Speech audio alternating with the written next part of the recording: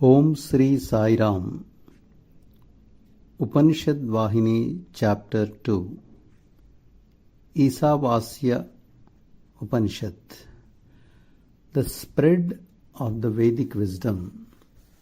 The Lord, intent on the regeneration of the world, communicated Vedas through Hiranyagarbha, who in turn passed them on to his 10 mental sons, Manasaputras, including Atri and Marichi.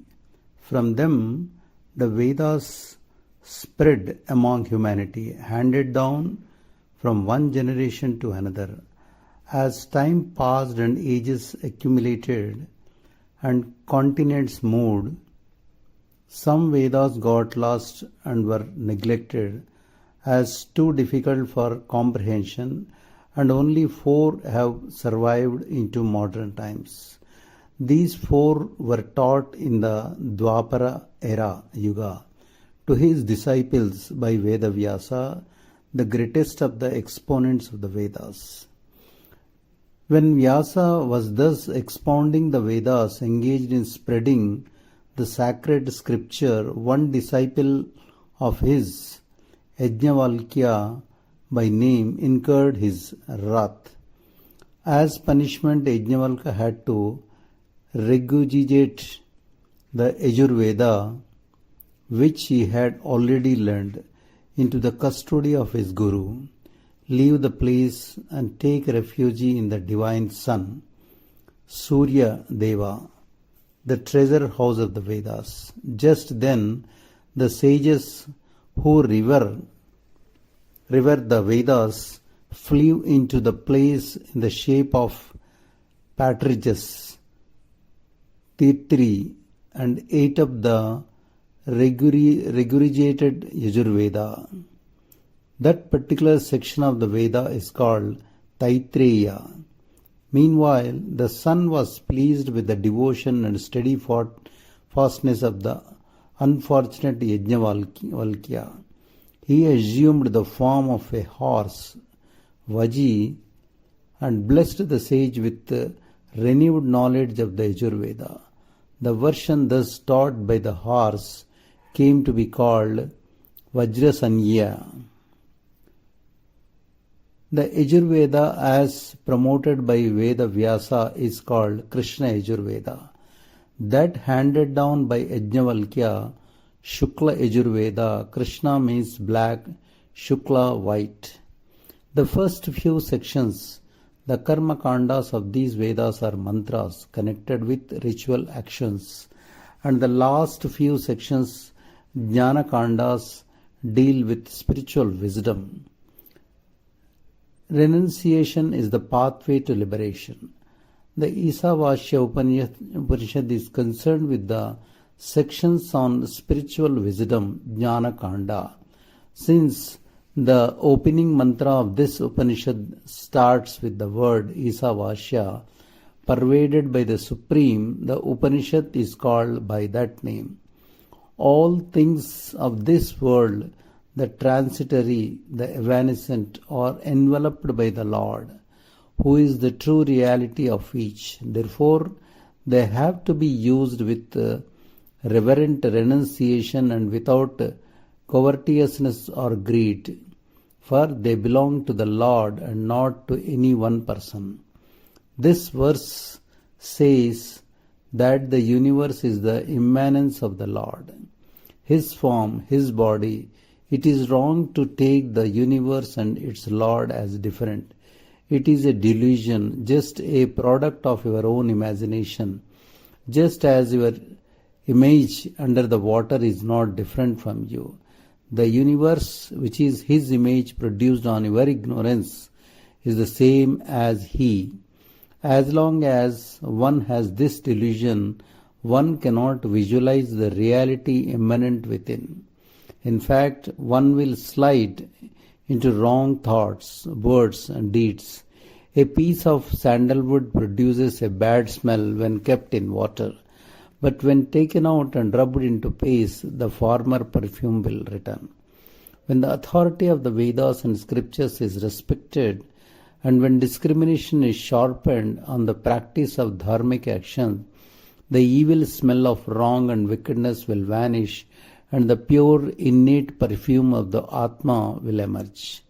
Then the duality of doer and enjoyer will disappear, and the stage will be reached that is called withdrawal from all activities, sarva karma sannyasas. In this Upanishad, this type of renunciation, sannyasa, is described as the pathway to liberation. Work without the desire for its fruits. Renunciation that involves the destruction of the three urges for a mate, for progeny, and for wealth is very difficult to attain without the purity of the mind, chitta. In this Upanishad, the means of obtaining this renunciation is declared in the second mantra: carry out the daily offering of milk to the god of fire, etc., prescribed in the scriptures. Believe that for liberation one has to be actively engaged in such work and become convinced that no sin can cling as long as one is so engaged. Work without the desire for its fruits slowly cleanses impurities. Like the crucible of the goldsmith, the pure mind is spiritual wisdom, jnana. It is the consummation of detachment. If you are able to divest yourself of desire when you are doing work, no impurity can touch you. You know that chilli ginji seeds, when dropped into muddy water, have the power to separate the dirt and deposit it at the bottom. The seeds also sink to the bottom and slip out of the sight. In the same way, those who are adepts in doing action, karma, without attachment, have their minds perfectly cleansed, and the result of their acts lose their effectiveness and sink to the bottom. Out of the 18 mantras in the Upanishad, only the first two deal directly with the problem of liberation and dissolution. The other 16 elaborate on this solution and serve as commentaries thereon. See the Supreme Self in all beings and all beings in the Self. The Atma never undergoes modification, yet it is faster than the mind. That is the mystery and the miracle. It appears to experience all states, but it has no growth, decline, or change. Though it is everywhere, it is not pervisible by the senses. It is because of this underlying existence and ever-present immanence that all growth, all activities, all changes take place. Cause and effect and react on account of the basic stratum of the Atmic reality. Why? The very word Lord Isha carries this meaning. The Atma is near and far, inside and outside, still and moving. He who knows this truth is worthy of the name spiritually wise person, jnani. The ignorant can never grasp the fact of Atmic immanence. Those who are conscious can see things and feel their presence. Those who have lost awareness will search for the lost jewels, even though they actually wear them at the moment. Though one may know all things, one conceives the Atma as existing in some unapproachable, unreachable place on account of loss of consciousness. But the wise person who is aware sees the Atma in all beings and sees all beings as Atma. The wise person sees all beings as the same and perceives no distinction or difference. So, the wise person saves themselves for duality. Isavasya Upanishad makes this great truth clear to all. Wise people who have tasted that vision will not be agitated by the blows of fortune or the enticement of senses. They see all beings as themselves, having their own innate identity. They are free from bondage, from dharma and lack of dharma, adharma, and from the needs and urges of the body. They are self-illuminating Swayam Prakasha. So the individual body, Jiva Rupa, is not their genuine form. No, not even the grass and the subtle bodies are their forms. That is why the first mantra of the Isavasya expounds on intentness on acquiring spiritual wisdom, Jnana Nishtha, characterized by the absence of craving of any sort. This is the primary goal of the Vedas, but those who have cravings will find it difficult to get stabilized in that state of mind, Nishtha. For such, the second mantra prescribes a secondary means ritual action, Karma Nishtha.